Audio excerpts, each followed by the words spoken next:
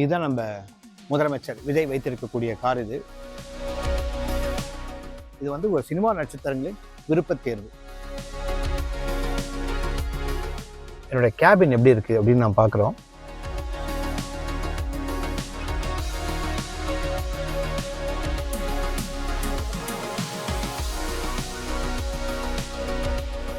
Lexus LM 350H இதுதான் நம்ம முதலமைச்சர் விஜய் வைத்திருக்கக்கூடிய கார்.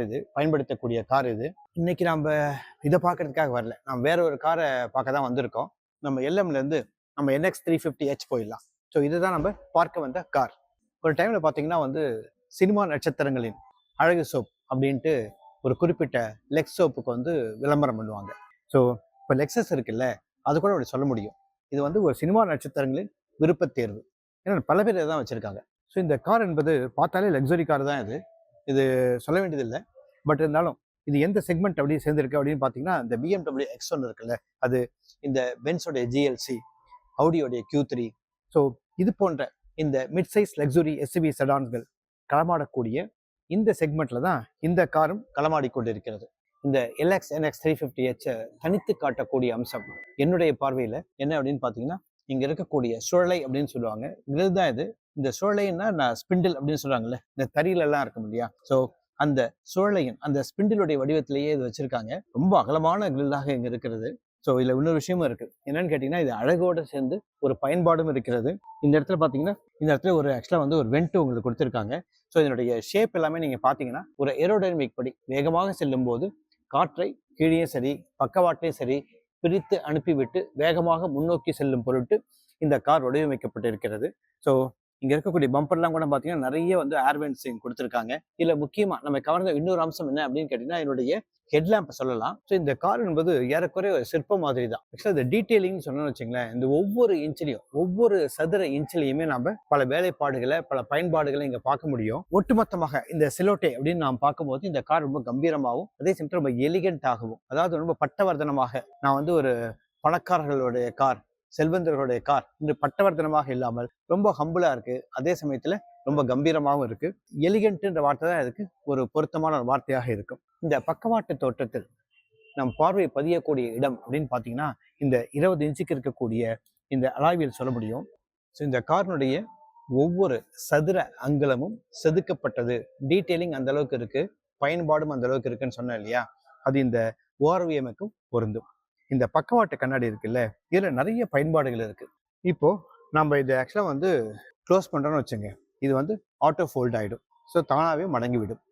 அடுத்தது இதில் எலக்ட்ரோக்ரோமேட்டிக். இந்த பக்கம் வந்தீங்கன்னா உங்களுக்கு தெரியும், இந்த இடத்துல ஒரு பூச்சுன்னா ஆக்சுவலாக வந்து ஒரு ஒரு கோட்டிங் கொடுத்துருக்காங்க. எலக்ட்ரோக்ரோமேட்டிக் கோட்டிங் இருக்கிறதுனால நம்ம இரவு நேரங்களில் செல்லும்பொழுது நமக்கு பின்னால் வரக்கூடிய வாகனங்களினுடைய முகப்பு விளக்கினுடைய ஒளியினுடைய அடர்த்தி இந்த பக்கவாட்டு கண்ணாடிகள் மீது பட்டு சிதறும் போது நம்ம கண்களை அது உறுத்தும். ஸோ அப்படி உறுத்தாமல் இருப்பதற்காக இந்த எலக்ட்ரோக்ரோமேட்டிக் கோட்டிங் இங்கே கொடுத்துருக்காங்க. ஒரு மழைக்காலங்களில் போகிறோன்னு வச்சுங்க, அப்போ என்ன ஆகும் அப்படின்னு கேட்டிங்கன்னா, இந்த இடத்துல நிறைய மழை துளிகள் பட்டு நம்மளுடைய ரியர்வியூ மிரரை பயன்பாட்டுக்கு பயன்பட முடியாததாக மாற்றிவிடும். ஸோ அப்படி இருக்கும்போது இது ஹீட்டட் ORVMன்றதுனால இது ஆக்சுவலாக என்ன ஆகும்னு கேட்டிங்கன்னா, இது தன்மேல் விழுகின்ற மழை துளிகளை எல்லாம் தான் உருவாக்கக்கூடிய அந்த சூட்டினால் வெப்பமாக்கிவிடும். வெப்பமாக்கிட்டதுனால இது நமக்கு தெளிவாக தெரியும். ஸோ இது வந்து எலக்ட்ரோக்ரோமேட்டிக் ORVM மட்டும் கிடையாது, it's a heated ORVM as well. என்னுடைய உள் அலங்காரம், என்னுடைய கேபின் எப்படி இருக்கு அப்படின்னு நான் பார்க்குறோம். இந்த சொகுசு என்ற வார்த்தைக்கு அர்த்தமாக இந்த காரினுடைய உள் அலங்காரம் விளங்கி கொண்டிருப்பதை நாம் பார்க்க முடியுது. இப்போ நம்ம இந்த ஆன் பண்ணலாம். ஸோ நம்மளுடைய இருக்கை என்பது தானாகவே முன்னோக்கி செல்கிறது. ஸோ நம்ம எந்த அளவுக்கு இங்கே மெமரி சீட் இது. ஸோ அதனால் இங்கே பார்த்தீங்கன்னா இங்கே திரைகள்லாம் வந்து ஒளிர்ந்து நம்ம வரவேற்பதையும் பார்க்குறோம். இது வந்து 14 இன்ச்சு, ஏறக்குறைய வந்து ஒரு சின்ன தொலைக்காட்சி போலவே இருக்குது. இந்த திரையும் சரி, இங்கே இருக்கக்கூடிய விசைகளும் சரி, இப்போ இது ஈகோ மோடில் மாற்றணுமா, ஸ்போர்ட் மோடில் மாற்றணுமா, ஸோ பல விசைகள் இங்கே தான் இருக்குது. ஸோ ஆக்சுவலாக இங்கே கியர் லிவருக்கான நாப் இங்கே தான் கொடுத்துருக்காங்க. ஸோ இங்கே சார்ஜ் பண்ணுறதுக்கான ஒயர்லெஸ் சார்ஜிங் ஃபெசிலிட்டி இங்கே தான் இருக்குது. ஸ்டேரிங் வீல்லையே ஆக்சுவலாக வந்து நிறைய கண்ட்ரோல்ஸ் இருக்குது. ஸோ ஸ்டேரிங் மோட்டர் கண்ட்ரோல்ஸ் இங்கே இருக்குது, பேடல் ஷிஃப்டர்ஸ் இங்கே இருக்குது. ஸோ இங்கே பார்த்தீங்கன்னா எல்லாமே இங்கே இருக்கக்கூடிய இந்த சீட்ஸ் அட்ஜஸ்ட் பண்ணக்கூடிய அந்த மெமரி சீட் அட்ஜஸ்ட் பண்ணக்கூடிய இந்த விசைகள் இங்கே தான் இருக்குது. ஸோ இது வந்து டூயல் AC கொண்ட ஒரு கார். இது இங்கே நமக்கு வந்து எந்த அளவுக்கு வந்து நமக்கு குளிர்ச்சி தேவை என்பதை இங்கே நம்ம தேர்ந்தெடுத்து கொள்ள முடியும். இந்த இடத்துல குளிர்ந்த காற்று எவ்வளவு தேவை என்பதை இங்கே தேர்ந்தெடுத்து கொள்ள முடியும். ஸோ இங்கே சீட்ஸ் எல்லாம் வென்டிலேட்டட் சீட்ஸ். இது நமக்கு வந்து ஒரு குளிர்ந்த காற்று நம்ம இருக்கக்கூடிய இருக்கையிலேருந்து வரணும்னா 3 லெவல் கொடுத்துருக்காங்க. ஸோ இந்த 3 லெவல்லேருந்து நம்ம தேர்ந்தெடுத்து கொள்ள முடியும் எகைன். ஸோ பார்த்தீங்கன்னா இந்த இடத்துல கை கெட்டும் தூரத்திலேயே எல்லா விசைகளும் இங்கே இருக்கிறது. ஸோ எதுவாக இருந்தாலும் சரி நம்ம இங்கே இருக்கக்கூடிய திரையிலையும் இங்கே இருக்கக்கூடிய திருகுகளையுமே நம்ம தேர்ந்தெடுத்து கொள்ள முடியும். இங்கே நம்ம கவர்ந்த அம்சம் கொஞ்சம் வித்தியாசமாக இருந்த அம்சம் பார்த்தீங்கன்னா பவர் சுவிட்ச். இந்த பவர் சுவிட்ச் என்பது இந்த இடத்துல தான் இங்கே வந்து கொடுத்துருக்காங்க. இந்த லே அவுட்டுக்கு என்ன பேர் அப்படின்னு கேட்டீங்கன்னா டசூனான்றாங்க. டசூனான்னா ஜப்பானிய மொழியில வந்து ஒரு குதிரை வீரனுக்கு எப்படி அந்த குதிரையினுடைய லகான் வந்து அந்த பிடி கயிறு இருக்குல்ல, அந்த கயிறு, அதை ஆங்கிலத்தில் ரீன்னு சொல்லுவோம் இல்லை, அந்த கயிறு இருக்குமோ அதே போலதான் வந்து இந்த தொடுதிரை இருந்தாலும் திருகுலா இருந்தாலும் கை கெட்ட தூரத்தில் அந்த ரீன்ஸை போல அந்த கடிவாளத்தை போல இருக்கு அப்படின்னு நம்ம சொல்றாங்க. இந்த கார்ல இருக்கக்கூடிய கேபின்ல இந்த தொடுதிரைக்கு அடுத்தபடியாக, ஏன்னா தொடுதிரையை நம்ம கவருவதற்கான காரணம் பார்த்து நிறைய இருக்கு. இல்லை ஒயர்லெஸ்ஸாகவே ஆப்பிள் கார்ப்ளே ஆண்ட்ராய்டு ஆட்டோவை தாண்டி இங்கே இந்த காரோட எல்லா கண்ட்ரோலுமே இங்கே தான் இருக்கு. இப்போ அடுத்தபடியாக அப்படின்னு பார்த்தீங்கன்னா என்னுடைய இசை தான். இதில் மொத்தம் இந்த சவுண்ட் சிஸ்டம் இருக்குல்ல, இது மியூசிக் சிஸ்டம் என்பது வந்து 17 ஸ்பீக்கர்களை கொண்ட மார்க் லெவின்சன் அப்படின்னு சொல்லக்கூடிய ஒரு பிரீமியமான ஒரு சவுண்ட் சிஸ்டம் கொடுத்துருக்காங்க. ஸோ நான் எந்த பக்கம் திரும்பினாலும் இங்கே வந்து ஸ்பீக்கர்கள் தான் இருக்குது. நம்ம அடாஸ் லெவல் 2 அப்படின்னு சொல்லலாம். இது 8 காற்றுப்பைகள் இருக்குது. சேஃப்டிக்கெல்லாம் நீங்கள் ஸ்டார் ரேட்டிங்லாம் சொல்லுவீங்க, கிராஷ் டெஸ்டிங் எல்லாம் அதை பற்றி நீங்கள் கேள்வியே கேட்கக்கூடாது. 5 நட்சத்திரம் இல்லை, அதற்கு மேலேயும் பெறக்கூடிய அளவில் தான் என்னுடைய சேஃப்டி என்பது இருக்கிறது.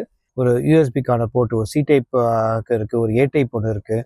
இந்த இடத்துல அழகிய பெரிய 2 கப் ஹோல்டர்ஸ் கூட இருக்குது. ஸோ இந்த இடத்துலயே பார்த்தீங்கன்னா இந்த இருக்கக்கூடிய இந்த கியர் நாப் என்பது வந்து ரொம்ப சின்னதாக தான் இருக்குது. பட் இருந்தாலும் வந்து கை கெட்டு தூரத்தில் இருக்குது. இங்கேயே பார்த்தீங்கன்னா எல்லாமே இங்கே எல்லா விதமான வசதிகளும் இருக்கிறது பார்க்குறோம். இந்த electronic parking with auto hold facility இங்கே இருக்குது. ஸோ இங்கே நம்ம என்ன மாதிரியான டெரெயினில் போகிறோன்றதை இங்கே நம்ம தேர்ந்தெடுத்து கொள்ள முடியும். ட்ராக்ஷன் கண்ட்ரோலுக்கான வசதிகள் இங்கே இருக்குது. ஸோ மற்றபடி ஆக்சுவலாக பார்த்தீங்கன்னா இங்கே இருக்கக்கூடிய இந்த டேஷ்போர்டு இருக்குல்ல, இந்த டேஷ்போர்டில் பல இடங்களில் சாஃப்ட் மெட்டீரியல் கொடுத்துருக்காங்க. இந்த இடத்துல இந்த சீட் எப்படி வந்து ஒரு உயர்தரமான லெதரில் இருக்கும் அதே மாதிரியான பேட்டர்ன்ஸ் லெதர் இங்கே இருக்கக்கூடிய இந்த சென்டர் கன்சோலை ஒட்டி இருக்கக்கூடிய பகுதிகள் மட்டும் கிடையாது, இங்கே இருக்கக்கூடிய டோர் பேட்லாம் கூடவே அதே மாதிரியான மெட்டீரியல் தான் கொடுத்துருக்காங்க. இந்த டோரில் பார்த்தீங்கன்னா வுட் ஃபினிஷ்லாம் கூட அங்கங்கே இழையோடுவதை நம்ம பார்க்க முடிகிறது. ஸோ ஆக மொத்தம் இது லக்ஸுரி கார் என்பதை பறைசாற்றக்கூடிய பல விஷயங்கள் இங்கே இருக்கிறது. ஸோ இங்கே 360 டிகிரி கேமரா இங்கே இருக்குது. ஸோ இது 1 டச் தான் இது. ஸோ அதனால் அது பனோரமிக் சன்ரூஃப் இது. ஸோ அதே மாதிரி க்ளோஸ் பண்ணுறதா இருந்தாலும் 1 டச்லேயே நம்ம க்ளோஸ் பண்ணிக்கொள்ள முடியும். ஸோ இங்கே இருக்க சீட் இருக்கு இல்லையா, இது பல வகையில் வந்து நம்ம 8 வகைன்னு நினைக்கிறேன். ஸோ இட்ஸ் பவர்ட் சீட் இது. இங்கே 1, 2, 3 அப்படின்ட்டு மெமரி சீட்ஸ்க்கான அந்த இடத்துல இருக்குது. ஒருவேளை நமக்கு வந்து இந்த பின் சீட்டில் வந்து நிறைய பொருட்களை வைக்கணும் அப்படின்னு வச்சுங்க, இந்த பின் சீட்டை மடக்கணும்னா நம்ம பல சமயங்கள் வந்து இந்த பின் சீட்டுக்கான விசைகள் மடக்குவதற்கான விசைகள் எங்கே இருக்குன்னு தெரியாமல் சண்டை போட்டுகிட்டே இருப்போம். இப்போது அது அவசியம் இல்லை. இங்கே ஃபோல்ட் ஆல் அப்படின்னு இருக்கா, நீங்கள் விட்டாச்சு பாருங்கள் இந்த சீட்ஸ் எல்லாம் எப்படி தானாகவே ஃபோல்ட் ஆகுதுன்ட்டு. ஸோ இங்கே இப்போது அதுக்கான ஸ்டோரேஜ் ஸ்பேஸ் என்பது இப்போ ரொம்ப அதிகமாகிடுச்சு. நம்ம என்ன பொருட்களை வேண்டுமானாலும் இங்கே அடுக்கி கொள்ள முடியும். இப்போ நமக்கு தேவையில்லை இந்த சீட்ஸ் எல்லாம் நம்ம வந்து திரும்ப அப்ரைட் ஆக்கணும்னு கேட்டிங்கன்னா எகைன் ஒரு பட்டன் தான், இந்த சீட்ஸ் எல்லாம் தானாகவே எழுந்துவிடும். லெக்ஸஸ் NX 350H இதனுடைய பின் இருக்கைகள் எப்படி இருக்கிறது அதான் பார்த்துட்ருக்கோம். இந்த பின் இருக்கைகளுடைய ஒரு முக்கியத்துவம் என்னன்னு கேட்டிங்கன்னா இந்த லேட்ச் என்பது தான். இந்த இடத்துல ஒரு சின்ன ஒரு பட்டன் தான். ஸோ இதை தொட்டே நம்ம இதை வந்து கதவை திறக்க முடியும். அடுத்ததாக இதனுடைய சீட்டினுடைய வண்ணங்கள் சரி, இது கண்ணை கவரக்கூடியதாக இருக்கிறது. நம்ம வசதிக்கேற்ப இந்த சீட் இருக்கு இல்லையா, இதை நம்ம இப்படி ரெக்ளைன் பண்ணிக்க முடியும். இங்கே ஒரு கை வைத்துக் கொள்வதற்கு ஒரு ஆம்ரெஸ்ட் இருக்குது, 2 பக்கமே ஆம்ரெஸ்ட் இருக்குது. இங்கே கப் ஹோல்டர் கொடுத்துருக்காங்க. ஸோ இங்கே பெரிய பனோரமிக் சன்ரூஃப் இருக்கிறதுனால ஜன்னல்களும் பெருசாக இருக்கிறதுனால நமக்கு வந்து கார் ரொம்ப வந்து விசாலமாக இருக்கிறது நம்மளால் பார்க்க முடியுது. அதுவும் இல்லாமல் நம்ம ரொம்ப சௌகரியமாக இங்கே உட்காந்துருக்கோம். பின்னாடி நல்ல ஏசி வருது. ஸோ இங்கே நம்ம ஃபோனை சார்ஜ் பண்ணுறதுக்கான அந்த ப்ரொவிஷன்ஸ் எல்லாம் இங்கே இருக்கிறத பார்க்குறோம். இங்கே ஆக்சுவலாக பேப்பர் வைக்கிறதுக்கான ப்ரொவிஷன்ஸும் இங்கே இருக்குது. இங்கே கிராப் ரயில் இருக்குது. எந்த அளவுக்கு ஓட்டுவதற்கு உற்சாகம் அளிக்கக்கூடியதாக இருக்கிறது அதான் பார்க்க போகிறோம். இதில் இருக்கக்கூடிய இன்ஜின் நமக்கு எல்லாமே தெரியும். 2.5 லிட்டர் கொண்ட இன்ஜின் இது. ஸோ எந்த அளவுக்கு இது பாதுகாப்பு நிறைந்த வாகனம் அப்படின்னு பார்த்தோம்னா, நம்ம யாரையும் மோதிடக்கூடாது, எதுலேயும் மோதிடக்கூடாதுன்றதுல ரொம்ப கவனமாக இருக்குது. ஸோ அதனால் இந்த காருக்கு அடியில் என்ன இருக்குன்னு கூட இங்கே காட்டுது பாருங்கள். ஸோ ஒருவேளை இந்த காருக்கு அடியில் ஒரு பெரிய கல்லோ இல்லை பள்ளமோ இல்லை ஆக்சுவலாக இதை பார்க் பண்ணியிருக்கிற நேரத்தில் இதில் ஏதாவது வந்து ஒரு பெட்ஸோ இருந்தால் கூட இது நமக்கு காட்டிவிடும். சிட்டி டிராஃபிக்கில் தான் இருக்கும். ஸோ சிட்டி டிராஃபிக்கில் இது பெரும்பாலும் வந்து பேட்டரியில் தான் ஆப்ரேட் ஆகுது. இங்கே பார்த்தீங்கன்னா வந்து இப்போது இது EV அப்படின்னு ஒரு மோடு இருக்குது. ஸோ இங்கே ஒரு பேட்டரியும் இதில் இருக்குது. ஸோ இது இப்போ பேட்டரியில் இயங்கி கொண்டிருப்பதால் ரொம்ப ஸ்மூத்தாக போகிறத நம்ம பார்க்குறோம். ரொம்ப ரொம்ப ஆக்சுவலாக வந்து வாகன சந்தடி மிகுந்த ஒரு சாலையில் இருக்கும். நிறைய வாகனங்கள் போயிட்டே இருக்குது. இருந்தாலும் கூட நமக்கு இந்த காலில் இருக்கக்கூடிய வெளிச்சத்தமோ இல்லை டயர் நாய்ஸோ இல்லை இன்ஜின் நாய்ஸோ எதுவுமே கேட்கல. மிக முக்கியமான விஷயமாக நாம் கருதுவது என்னன்னு கேட்டிங்கன்னா, இங்கே இருக்கக்கூடிய கண்ணாடிகள். இங்கே கண்ணாடிகள் எல்லாமே வந்து அக்கூஸ்டிக்னா வந்து இந்த வெளியில் இருக்கக்கூடிய சத்தத்தை வடிகட்டக்கூடிய சக்தி நிறைந்த கண்ணாடிகளாக இங்கே இருக்கின்றன. அப்போ நாம் தேர்ந்தெடுத்திருப்பது என்பது வந்து இவி மோடு. இது ஸோ இவி மோடில் போகிறதுனால இது ஆக்சுவலாக இவி டிரைவிங் மோடுன்றது காட்டுது. ஸோ பேட்டரி எந்த அளவுக்கு இருக்குன்றதையும் காட்டுது. ஒரு 70% அளவிற்கு இங்கே பேட்டரியும் இருக்கிறது. ஸோ இங்கே பேடல் ஷிஃப்டர்ஸும் இருக்குது. இங்கே ஸ்போர்ட்ஸ் மோடு இருக்கு இல்லையா, இந்த ஸ்போர்ட்ஸ் மோடில் வச்சு நம்ம ஓட்டும் போது இந்த பேடல் ஷிஃப்டர்ஸ் என்பது நமக்கு உதவியாக இருக்கும். ஏன்னா அந்த நேரத்தில் நம்ம வந்து முன்னே செல்கின்ற வாகனங்களை ஓவர்டேக் பண்ணுறதுக்கு, முந்தி செல்வதற்கு நம்ம ஒரு கியரை குறைக்கணும்னா கூட இங்கே இருக்கக்கூடிய இந்த பேடல் ஷிஃப்டர்ஸ் மூலமாக குறைக்க முடியும். ஸோ ஹைப்ரிட் என்பதால் இப்பொழுது வந்து இது பேட்டரியில் தான் வந்து இது ரன் ஆகிட்டு இருக்கு. ஸோ இங்கே பேட்டரி எங்கே பிளேஸ் ஆகிருக்குன்னு நீங்கள் பார்க்குறீங்க. இந்த பேட்டரியிலேருந்து மோட்டாருக்கு வந்து இங்கே வந்து சக்தி செல்கிறது. அந்த மோட்டார்லேருந்து சக்கரங்களுக்கு, அதாவது இந்த கியர் பாக்ஸ் வழியாக சக்கரங்களுக்கு இங்கே சக்தி செல்வதை நம்ம பார்க்க முடியுது. இங்கே வந்து ஒரு பிக்டோரியலாகவே இதை வந்து அவங்க விளக்கியிருக்காங்க. ஸோ என்னுடைய ஸ்டீரிங்குடைய செயல்பாடு எப்படி இருக்குது அப்படின்னு நான் பார்க்குறோம். ஸோ திருப்பங்களில் தான் என்னுடைய ஸ்டீரிங்குடைய செயல்பாடு இன்னும் அதிகமாக நமக்கு தெரியும். இது வந்து எலக்ட்ரிக் பவர் ஸ்டீரிங் கொண்ட வாகனம். இது எந்த அளவுக்கு இன்புட்ஸ் நாம் கொடுக்கின்ற இன்புட்ஸை உள்வாங்குது, எந்த அளவுக்கு செயல்படுத்துது. இது 0 to 100 7 வினாடிகளில் தொட்டுவிடும் அப்படின்னு சொல்கிறாங்க. இது வந்து ஆக்சுவலாக வந்து பெட்ரோலில் இயங்கக்கூடிய, அதாவது 4 in line என்று சொல்லக்கூடிய 4 சிலிண்டர்கள் கொண்ட இன்லைன் இன்ஜின் இது. இதெல்லாம் வந்து காகிதங்களில் இருக்கக்கூடிய அளவுகள் இந்த சாலைகளில் எப்படி டிரான்ஸ்லேட் ஆகுது அப்படின்னு நாம் பார்க்கலாம். ஸோ இது இயங்கக்கூடியது என்பது வந்து 6 speed CVT கியர் பாக்ஸ். இது continuous variable transmission gear box. இந்த கியர் பாக்ஸ் என்பது வந்து ரொம்ப ஸ்மூத்தாக இருக்கிறதையும் பார்க்குறோம். ஸோ ஒரு கியர்லேருந்து ஒரு கியர் எப்படி போகுது, எப்போ போகுது, எதுவுமே நமக்கு தெரியல. நம்ம செய்யக்கூடிய ஒரே விஷயம் என்னென்னு கேட்டிங்கன்னா, இந்த ஆக்சலரேட்டரை நமக்கு தேவைக்கேற்ப நம்ம அதற்கு அழுத்துவது மட்டும்தான் நம்மளுடைய ஒரே வேலையாக இருக்கிறது. பட் இருந்தாலும் நமக்கு எந்த வேகத்தில் செல்கிறோமோ அந்த வேகத்திற்கு தகுந்த மாதிரி இதனுடைய கியரும் மாறுவதை பார்க்க முடிகிறது. என்னுடைய அதிகபட்ச வேகம் என்பது மணிக்கு 200 கிலோமீட்டர்கள். ஸ்போர்ட்ஸ் மோடு வச்சிடும். ஸ்போர்ட்ஸ் மோடு வச்சோடனே பார்த்தீங்கன்னா ஜர்க்கு வந்தது. ஜர்க்குன்னா நம்ம பின்னால் தள்ளப்பட்டோம்.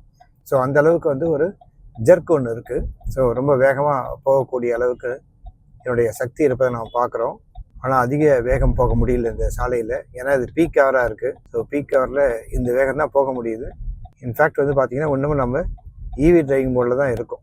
ஏன்னா என்னுடைய வேகம் என்பது இப்போ 30-35 கிலோமீட்டர் வேகத்தில் தான் போயிட்டுருக்கோம். ஸோ அதனால் தொடர்ந்து இவி டிரைவிங் மோடு தான் போயிட்டுருக்கு.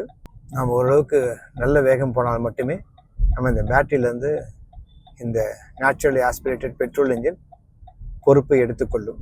ஸோ அது வரையில் இங்கே இருக்கக்கூடிய இந்த பேட்டரியில் தான் இது இயங்கி கொண்டு இருக்கிறது. என்னுடைய மைலேஜ் வந்து எனக்கு வந்து 20 லிட்டர். இத்தனைக்கும் என்னோடய எடை அப்படின்னு பார்த்தீங்கன்னா, என்னோடய கர்ப் வெயிட்டே வந்து 1800 கிலோவுக்கு மேலே. இப்போ அதுக்கு மேலே வந்து நம்ம இங்கே 2 பேர் உட்காந்துருக்கோம், சீட்ஸ் இருக்குது, மற்ற பொருட்கள்லாம் இருக்குது. ஸோ இதெல்லாம் வச்சு பார்க்கும்போது 2 டன்னுக்கு மேலே இதனுடைய எடை இருக்கிறது. பட் இருந்தாலும் கூட இதனுடைய மைலேஜ் என்பது 20 லிட்டர் என்பது வந்து ரொம்ப ஆச்சரியமான விஷயந்தான். நல்ல கிளாரிட்டியாக இருக்குது. இந்த ரோடு கடியில் என்ன இருக்குன்னு நீங்கள் காட்டுது பாருங்கள். இதுதான் என்னுடைய ஹைலைட்டு. பல சமயங்கள் இங்கே நமக்கு டெயில் சொல்லுவோம் இல்லையா, நம்ம அப்படி பண்ணும்போது ஒரு முன்னாடி போகிற வண்டியை டெயில் கேட் பண்ணுறதுன்னு சொல்லுவோம்ல, அப்படியே வாழை பிடிச்சிட்டே போகிற மாதிரி போகும்போது பெரிய வாகனம் இருக்கும்போது அது போயிடும், குண்டோ குழியோ இது பட் நாம் வந்து இந்த குண்டு குழியில் இறக்கிடுவோம். ஸோ அப்படி ஏதாவது குண்டு குழியும் இருக்கா அப்படின்னு காட்டுவதற்கு இந்த டிரான்ஸ்பரண்டாக இருக்கு பாருங்க. இங்கே இருக்கக்கூடிய ஹெட்அப் டிஸ்பிளே வந்து ரொம்ப நல்ல ஃபீச்சர் இது. ஏன்னா சாலையிலேருந்து கண்களை எடுக்காமலேயே நம்ம என்ன ஸ்பீடில் போயிட்டுருக்கோம், 10x10 நேவிகேஷன். ஸோ நமக்கு தேவையான பல தகவல் நம்ம இங்கே பார்த்து தெரிந்து கொள்ள முடியும். லக்ஸுரி என்ற வார்த்தைக்கு லெக்ஸஸ் என்று இன்னொரு வார்த்தையும் இருக்குது. ஸோ லக்ஸுரிக்கும் லெக்ஸஸுக்கும் ஒரே அர்த்தம் தான். வார்த்தைகள் வெவ்வேறானாலும் அர்த்தம் ஒன்று தான். ஸோ நல்ல பவர்ஃபுல்லான இன்ஜின், தனித்துவமான ஒரு தோற்றம், அருமையான வசதிகள், மேம்பட்ட தொழில்நுட்பம், இது அத்தனையும் ஒரே இடத்துல கிடைக்கணும்னா அது இந்த லெக்ஸஸ் தான். இந்த லெக்ஸஸ்லேயும் முதலமைச்சர் விஜய் வைத்திருக்கிற மாதிரி 3.5 கோடி ரூபாய்க்கும் கார் இருக்குது. ஸோ ரொம்ப ஏழையாக இருந்தோம்னா நம்ம இந்த 90 லட்ச ரூபாய் காரை வாங்கலாம். நன்றி, வணக்கம்.